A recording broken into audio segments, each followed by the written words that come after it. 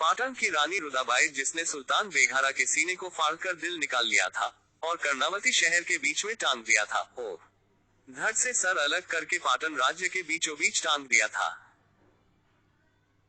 गुजरात से कर्णावती के राजा थे राणा वीर सिंह वाघेला। सोलंकी इस राज्य ने कई तुर्क हमले झेले थे, पर कामयाबी किसी को नहीं मिली। सुल्तान बेघारा ने सन 1497 पाटन राज्य पर हमला किया। राणा वीर सिंह वाघेला के पराक्रम के सामने सुल्तान बेघारा की 40,000 से अधिक संख्या की फौज 2 घंटे से ज्यादा टिक नहीं पाई। सुल्तान बेघारा जान बचाकर भागा।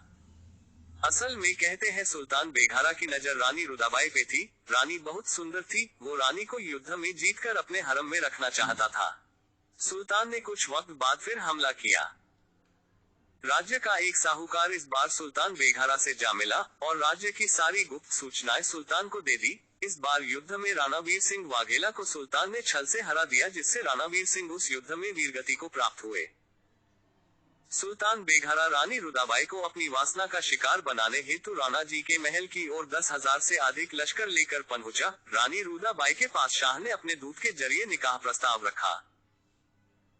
रानी रुदाबाई ने महल के ऊपर छावनी बनाई थी, जिसमें 2500 धनुर्धारी वीरांगनाएं थी, जो रानी रुदाबाई का इशारा पाते ही लश्कर पर हमला करने को तैयार थी। सुल्तान बेघारा को महल द्वार के अंदर आने का न्योता दिया गया। सुल्तान बेघारा वासना में अंधा होकर वैसा ही किया जैसे ही वो दुर्ग के अंदर आया। रानी ने समय न गंवाते हुए सुल्तान बेघारा के सीने में खंजर उतार दिया और उधर छावनी से तीरों की वर्षा होने लगी, जिससे शाह का लश्कर बचकर वापस नहीं जा पाया।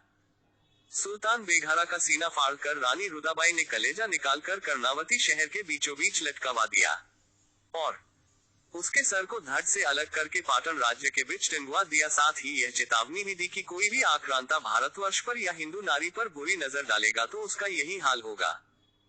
इस युद्ध के बाद रानी रुदाबाई ने राजपाट सुरक्षित हाथों में सौंपकर कर जल समाधि ले ली, ताकि कोई भी तुर्क आक्रांता उन्हें अपवित्र न कर पाए।